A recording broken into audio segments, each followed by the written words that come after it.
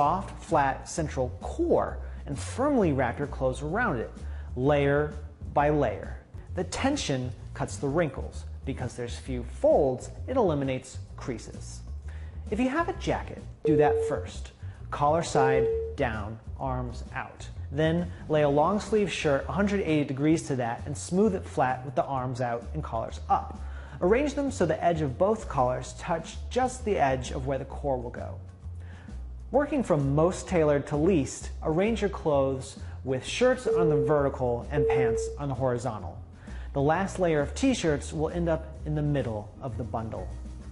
Drop your core back in the center and start wrapping. Wrap the shirts around the core, sleeves first, then the body, then the pants. Completely fold the fabric around the core. Because the material stays straight and gets wrapped, not folded, there's no wrinkles. Wrap the next layer around that layer. Wrap, wrap, wrap. Smooth out any gathered fabric as you go. Nice bundle! Pop your beautiful garment burrito in your bag and strap it in. Just make sure